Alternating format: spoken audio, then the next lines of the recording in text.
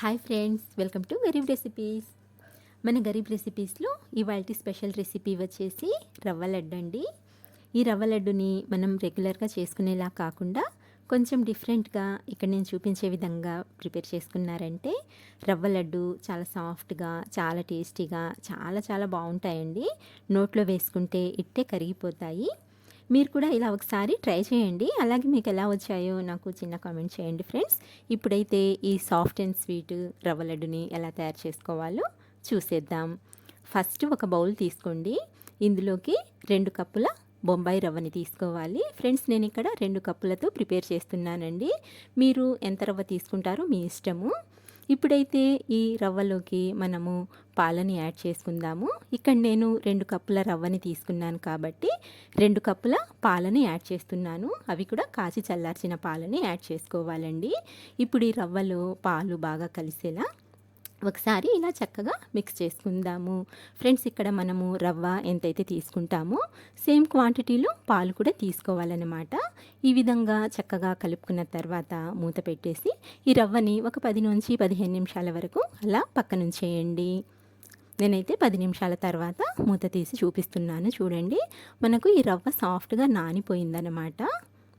చూడండి, ఇలా మనము నానబెట్టుకున్న తర్వాత రవ్వ లడ్డుని ప్రిపేర్ చేసుకున్నట్లయితే లడ్డూలు సాఫ్ట్గా చాలా టేస్టీగా ఉంటాయండి.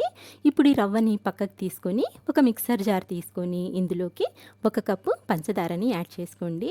అలాగే ఇందులోకి ఒక 4-5 యాలకుల్ని కూడా వేసుకొని మెత్తటి పౌడర్ లాగా గ్రైండ్ చేసుకోవాలి. ఇక్కడ మనం తీసుకున్న 2 కప్పుల రవ్వకి 1 కప్పు పంచదార అయితే స్వీట్నెస్ కరెక్ట్గా సరిపోతుందండి.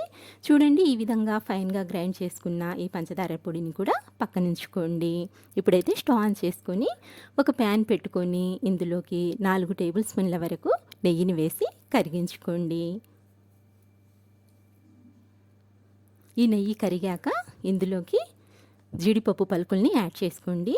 అలాగే బాదం పప్పు పలుకుల్ని కూడా యాడ్ చేసుకోండి. నెక్స్ట్ ఎండు ద్రాక్షని కూడా యాడ్ చేసుకొని ఇప్పుడు గ్యాస్ని మీడియం ఫ్లేమ్లో పెట్టుకొని వీటిని గోల్డెన్ కలర్ వచ్చేంత వరకు ఫ్రై చేసుకోవాలి.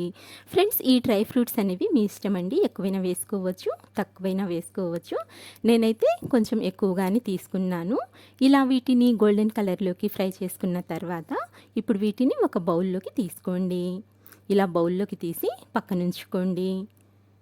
ఇప్పుడు ఇదే నెయ్యిలో మనం ముందుగా నానబెట్టుకున్న ఈ రవ్వ మిశ్రమాన్ని యాడ్ చేసుకుందాము. ఇలా మొత్తం రవ్వ మిశ్రమాన్ని యాడ్ చేసుకున్న తర్వాత ఈ రవ్వని ఫ్రై చేసుకోవాలి. అలాగే గ్యాస్ని అయితే లో ఫ్లేమ్లోకి టర్న్ చేసేయండి. ఎందుకంటే హై ఫ్లేమ్ మీద ఫ్రై చేసినట్లయితే ఈ రవ్వ తొందరగా అడుగు పడుతుందండి, అంటే మాడిపోతుందన్నమాట. అందుకని గ్యాస్ని లో ఫ్లేమ్లో పెట్టుకొని ఫ్రై చేసుకోవాలండి. ఇదైతే గుర్తుపెట్టుకోండి. అలాగే కంటిన్యూస్గా ఇలా కలుపుకుంటూనే ఫ్రై చేసుకోవాలి. మనము ఇలా 4-5 నిమిషాలు ఫ్రై చేసుకున్న తర్వాత చూడండి, ఈ రవ్వ మనకు ఇలా కాస్త ముద్దలాగా, అంటే ఉండలాగా ఫామ్ అవుతుందన్నమాట. ఇక్కడ చూస్తున్నారు కదండి, ఈ విధంగా ఇలా కాస్త ఉండకట్టిన తర్వాత మనం దీన్ని ఇలా కలుపుకుంటూ మరో 4-5 నిమిషాలు ఫ్రై చేసుకున్నట్లయితే ఇది కొంచెం పొడి పొడిగా అయిపోతుంది. ఇక్కడ చూడండి, మరో 4-5 నిమిషాల తర్వాత ఇలా కాస్త పొడి పొడిగా వచ్చేస్తుందన్నమాట. ఈ రవ్వని మనము ఇంకా పొడిలాడేంత వరకు ఫ్రై చేసుకోవాలి. అలాగే లో ఫ్లేమ్ మీద ఫ్రై చేసుకోవాలి ఫ్రెండ్స్, ఇది మాత్రం గుర్తుపెట్టుకోండి. మనం ఎప్పుడు అంటే రెగ్యులర్గా చేసుకునే లడ్డూలా కాకుండా కొంచెం డిఫరెంట్గా తినాలన్నా, కొంచెం కొత్తగా ట్రై చేయాలనుకునే వాళ్ళు ఈ విధంగా ప్రిపేర్ చేసుకోండి. చాలా బాగుంటుందండి, టేస్ట్ కూడా బాగుంటుంది. అలాగే లడ్డు అయితే చాలా సాఫ్ట్గా, జ్యూసీగా చాలా చాలా బాగుంటుంది. ఇలా ఫ్రై చేసుకోవటానికి కొంచెం టైం పడుతుందండి, అయినా సరే టేస్ట్ అయితే చాలా సూపర్గా ఉంటుందన్నమాట. ఇలా మనము ఫ్రై చేసుకున్న కొద్దీ ఈ రవ్వ మనకు ఇలా పొడి పొడిగా అయిపోతుంది. ఇక్కడ చూడండి, ఈ విధంగా గుల్లగా వచ్చేస్తుందన్నమాట. అలాగే మంచి గోల్డెన్ కలర్లోకి కూడా మారిపోతుంది. ఇక్కడ చూస్తున్నారు కదండి, ఎంత మంచి టెక్స్చర్ వచ్చేసిందో ఈ రవ్వ మిశ్రమానికి. చూడండి ఎంత పొడిలాడుతుందో, అలాగే సాఫ్ట్గా ఉడికిపోయిందండి, అంటే ఫ్రై అయిపోయిందండి. ఈ విధంగా చక్కగా ఫ్రై చేసుకున్న తర్వాత స్టవ్ ఆఫ్ చేసుకొని ఈ రవ్వని మనము పక్కకు తీసుకొని కొద్దిగా చల్లారనివ్వాలి. అంటే కొంచెం గోరువెచ్చగా అయ్యేంత వరకు అలా పక్కన పెట్టేసుకున్నట్లయితే చూడండి, ఈ విధంగా కొంచెం గోరువెచ్చగా అయిన తర్వాత ఇందులోకి మనం ముందుగా గ్రైండ్ చేసుకున్న పంచదార పొడిని యాడ్ చేసుకోవాలి. నెక్స్ట్ మనం ఫ్రై చేసుకున్న డ్రై ఫ్రూట్స్ని కూడా ఇందులోకి యాడ్ చేసుకోవాలి. ఇప్పుడు ఇవన్నీ బాగా కలిసేలా ఒకసారి చక్కగా కలిపేసుకోండి.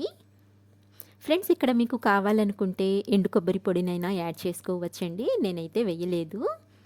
అలాగే మీకు నచ్చిన డ్రై ఫ్రూట్స్ని అయితే యాడ్ చేసుకోవచ్చు. ఇలా అంతా బాగా మిక్స్ చేసిన తర్వాత ఇంకొకసారి చేతితో అలా కలుపుకోండి.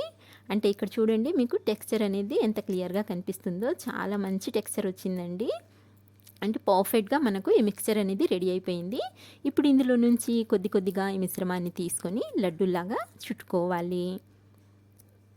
చూడండి, చూస్తుంటేనే ఎంత జ్యూసీగా ఎంత సాఫ్ట్గా కనిపిస్తుందో, చాలా బాగుంది కదండి. మీరు కూడా ఇలా ఒకసారి తప్పకుండా ట్రై చేయండి ఫ్రెండ్స్. ఇలాగే మనము అన్ని లడ్డూలని కూడా ప్రిపేర్ చేసుకుందాము. ఇలా ప్రిపేర్ చేసుకున్న లడ్డూలని వేరొక ప్లేట్లోకి ట్రాన్స్ఫర్ చేసుకొని స్టోర్ చేసుకున్నట్లయితే మనకు 10 రోజుల వరకు ఈ లడ్డూలు నిలువ ఉంటాయండి. టేస్ట్ అయితే చాలా బాగుంటుంది. సో ఫ్రెండ్స్, ఇది ఇవాల్టి రెసిపీ చూశారు కదా. నచ్చినట్లయితే ప్లీజ్ లైక్ చేయండి. అలాగే మంచి మంచి టేస్టీ రెసిపీస్ కోసం మా గరీబ్ రెసిపీస్ని సబ్స్క్రైబ్ చేసుకోండి. ఇంకొక మంచి వీడియోతో మంచి రెసిపీతో మీ ముందుంటాను ఫ్రెండ్స్. అంతవరకు బాయ్ అండి. Thank you for watching.